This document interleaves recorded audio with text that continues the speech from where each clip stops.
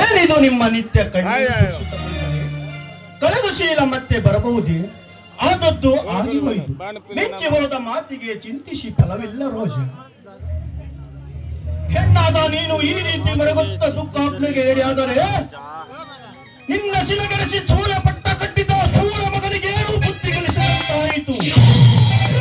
ನೀನೀಗ ಸೇಡಿಟ್ಟ ಸರ್ಪವಾಗಿ ಕ್ರೂರನ ಜಂತುವಿಗೆ ಕಚ್ಚಿ ಸಾಯಿ ಹೊಡೆದು ನಿನ್ನ ಛಲ ತೀರಿಸಿಕೊಳ್ಳಬೇಕು.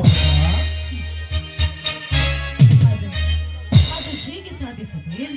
ಮಂಚದ ಮೇಲೆ ಮಲಗಿ ತಕ್ಕಂತೆ ನಟಿಸಿದ ಆ ಕರ್ಮದ ಧನಿಕನಿಗೆ ಹೇಗಾದ್ರೂ ಮಾಡಿ ಮೆಟ್ಟಿ ಸೀಳಲೇಬೇಕು. ನನ್ನ ಛಲವನ್ನ ನಾನು ಸಾಧಿಸಲೇಬೇಕು. ಎಷ್ಟೇ ಆಗಲಿ ದರ್ಪದ ಧನಿಕ ಆ ದೇವರಾಜ. ಹೆಣ್ಣಾದ ನಾನು ಅವನನ್ನ ಎದುರಾಕೊಡಲು ಸಾಧ್ಯವಿಲ್ಲ. ಅವನನ್ನ ಕೆಣಕುವುದು ಒಂದೇ, ಮೇಡಿ ನಾಗರವನ್ನ ಎಬ್ಬರಿಸುವುದು ಒಂದೇ. ಹೀಗಿರುವಾಗ ಅವನು ಮಾನವೀಯತೆ ಇಲ್ಲದ ಒಬ್ಬ ದರ್ಪದ ಧನಿಕ. ಅವನನ್ನ ಎದುರಾಕೊಡಲು ನನ್ನಿಂದ ಸಾಧ್ಯವಿಲ್ಲ. ಅನಿವಾರ್ಯಕ್ಕೆ ಹೆಣ್ಣಾದ ನಾನೇ ತಲೆ ಬಗ್ಗೆ ನಡೆಯಲೇಬೇಕು. ಹೆಣ್ಣು ಮನಸ್ಸು ಮಾಡಿದರೆ ಏನಾದರೂ ಸಾಧಿಸಬಹುದು. ನಾರಿ ಮುನಿದರೆ ಮಾರಿ, ಚಂಡಿ ಚಾಮುಂಡಿ ಅಂತೆ ಕಿತ್ತೂರು ರಾಣಿ ಚೆನ್ನಮ್ಮ ಕೈಯಲ್ಲಿ ಕತ್ತಿ ಹೆಣ್ಣು ಹಿಡಿದು ದೊಡ್ಡ ಚಂಡಾಡಿದ್ದು ಹೆಣ್ಣಲ್ಲವೇ? ಚಿತ್ರದುರ್ಗದ ಕಲ್ಲಿನ ಕೋಟೆ ಒಳಗೆ ನುಗ್ಗಿ ದುಷ್ಟ ಸೈನಿಕರನ್ನು ಕೊಟ್ಟಿ ಮಣ್ಣು ಹೋಲಿಸಿದ ಒಬ್ಬವೇ ಹೆಣ್ಣಲ್ಲವೇ? ಅದರಂತೆ ನೀನೆಂದು ತಿಳಿದು ನಿನ್ನ ಕಾರ್ಯ ಕೈಗೊಂಡು ಆ ಧನಿಕ ನಾಯಿಗೆ ಬುದ್ಧಿ ಕಲಿಸಬೇಕು.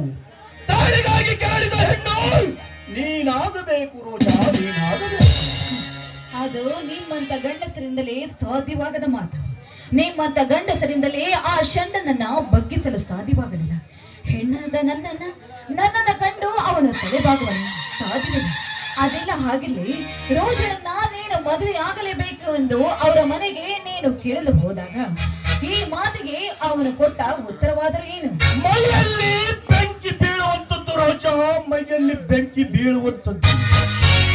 ನನ್ನ ಕೋಪಕ್ಕೆ ಕೊನೆ ಇರಲಿಲ್ಲ.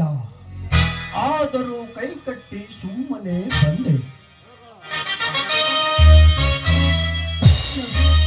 ಈ ಹತಭಾಗ್ಯಳ ಹೆಣ್ಣಿನ ಸಲುವಾಗಿ ಹೋಗಿ ಹೋಗಿ ಆ ಧನಿಕನನ್ನ ನೀವು ಏಕೆ ವೈರತ್ವಗೊಳಿಸ್ತಾ ಇದ್ದೀರ?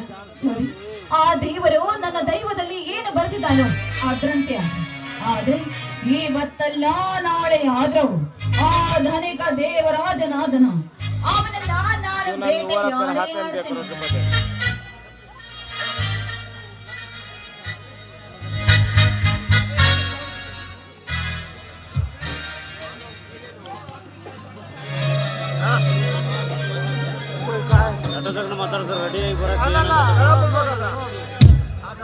ಯಾರು ಬರ್ಬೇಕಲ್ಲ.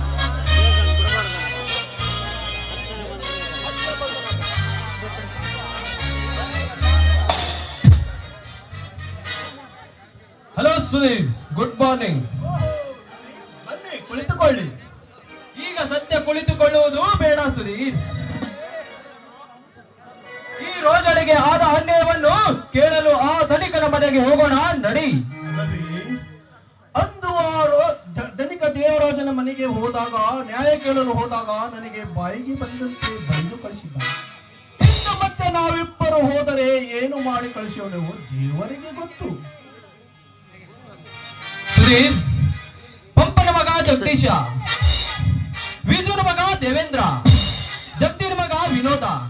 ಅಲ್ಲದೆ ನೀನು ಬೆಂಕಿ, ನಾನು ಬಿರುಗಾಳಿ ಅಂದ ಮೇಲೆ ಈ ಜೋಡಿಗಳ ಮುಂದೆ ಆ ಪುಂಡ ಬೋಕರಿ ದೇವರಾಜ ಅಟ್ಟಾಸ ನಿಲ್ಲಬಹುದೇ? ಊರಿಗೆ ದೊಡ್ಡವನೆಂದು ಕೈ ಕಟ್ಟಿಕೊಂಡಿದ್ದರೆ ಅವನ ಚೆಲ್ಲಾಟ ಮತ್ತಷ್ಟು ಗಗನಕ್ಕೇರಿದೆ. ಊರಿಗೆ ದೊಡ್ಡವನೆಂದು ನಾವು ಹಾಗೆ ಬಿಟ್ಟರೆ ನಮ್ಮೂರ ಆದರ್ಶ ಹಳ್ಳಿ ರಾಮರಾಜ್ಯ ಹೋಗಿ ರಾವಣ ರಾಜವಾಗುತ್ತೆ. ಸುಧೀರ್, ರವಿಚಂದ್ರನ, ದಯವಿಟ್ಟು ಪ್ಲೀಸ್ ನನ್ನ ಮಾತನ್ನ ಕೇಳಿ. ಆಶಾ ಗೋಪುರವಾಗಿದ್ದ, ಅಮೂಲ್ಯವಾಗಿದ್ದ ನನ್ನ ಶೀಲವನ್ನೇ ದೋಚಿ ಮಣ್ಣು ಮಾಡಿದ, ನನ್ನ ಶೀಲವನ್ನೇ ಸುಟ್ಟು ಹಾಕಿದ ಧನಿಕ ಅವನು. ಆ ಧನಿಕನಿಗೆ ನೀವು ಕೇಳಲು ಬಯಸಲು ಹೋದರೆ ಎಷ್ಟೇ ಆಗಲಿ ಅವನು ಸೇಡಿಟ್ಟ ಸರ್ಪ. ನಿಮ್ಮನ್ನ ಯಾವತ್ತೂ ಎಂದಿಗೂ ಕಚ್ಚದೆ ಬಿಡಲಾರ. ರೋಜಾ, ನಿನಗೆ ಕಚ್ಚಿದಂತೆ ನಮಗೂ ನಿನಗೆ ಸವಿ ಮಾತಿನ ಮೋಡಿ ಹಾಕಿ ರಮಿಸಿ ನಮಿಸಿ ಕೊನೆಗೆ ಒಡೆದ ಮಡಕೆ ಚೂರನ್ನಾಗಿ ಮಾಡಿದ ಆ ವಿಶ್ವಾಸ ದ್ರೋಹಿನ ಹಾಗೆ ಬಿಡಲೇನಮ್ಮ.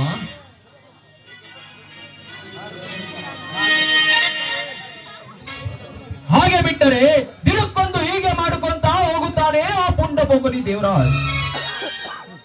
ಇಂದು ನಿನ್ನ ಕೊರಳಿಗೆ ತಾಳಿ ಕಟ್ಟಬೇಕು ಒಂದು, ಇಲ್ಲ ಮಡದಿ ಈ ಅಲೋಕ ಮುಗಿಸಿಕೊಂಡು ಹೋಗಬೇಕು ಒಂದು, ಎರಡರಲ್ಲೊಂದು ತೀರ್ಪು ಆಗಲೇಬೇಕು.